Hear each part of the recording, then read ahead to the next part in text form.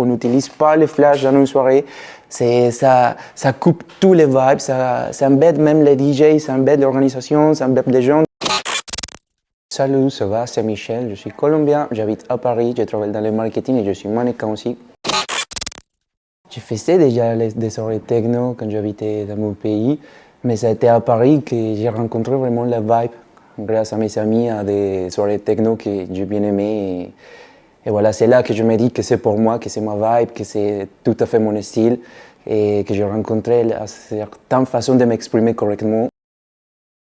Les trendy Moscou, les trends, les gens qui font la musculation, qui viennent en soirée pour poser, pour montrer qu'il fait la musculation, et avec son petit sac de Pikachu derrière. Et pour moi, c'est le red flag parce que parfois, il embête les gens qui voulaient vraiment écouter la musique et profiter correctement. Donc pour moi, quand il y a des trendy Moscou dans nos soirées, je dis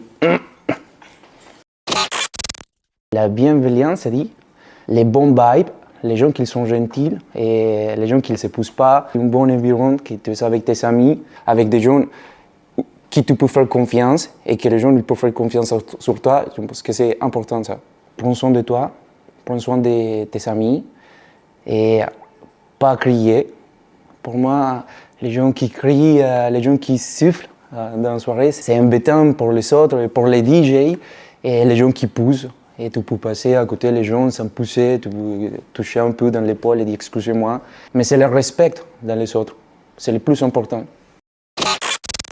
Pour moi, Berghain c'est le top. Je pense que c'est un peu cliché, mais Berghain c'est la mecque de la techno. Les systèmes, les gens, l'architecture, et les vibes, l'énergie qu'il y a à Berghain, tu ne le trouves pas ailleurs. Waouh, je pense que c'est une énergie contagieuse. Quand tu viens la première fois et tu vois tous les gens au fond en train de danser, et même si tu ne sais pas danser la techno, il n'y a pas de règles de danse. L'unique chose, c'est profiter, de partager, de rencontrer des gens. Dans mon cas, par exemple, quand j'arrivais en France, je n'avais pas parlé bien français. Pour moi, c'était plutôt la danse, c'était ma communication, de faire des amis. Donc, pour quelqu'un qui c'est sa première fois en soirée techno, il faut se laisser danser comme si personne ne te regarde, tu t'en fous, qu'est-ce que les autres pensent de toi, profite.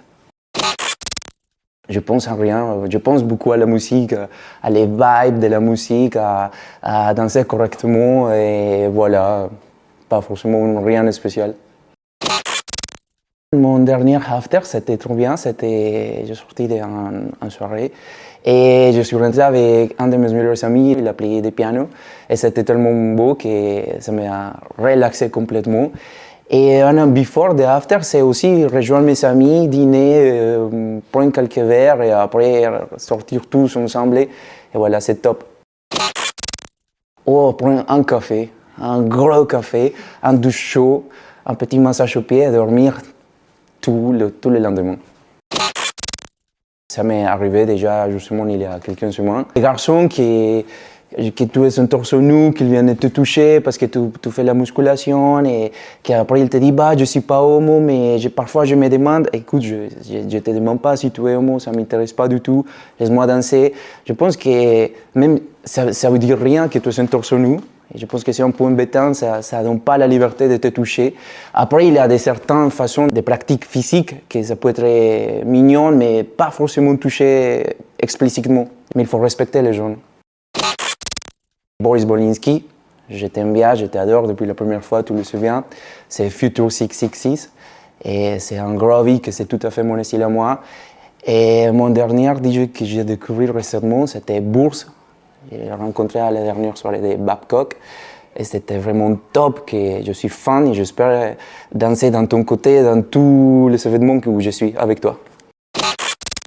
Par rapport à la drogue et les excès et tout ça, il y a pas mal de cas où il y a des gens qui finissent pas bien. Le synonyme de techno, c'est pas forcément la drogue. Tu peux profiter de ta soirée avec de l'eau comme moi, avec des Red Bull.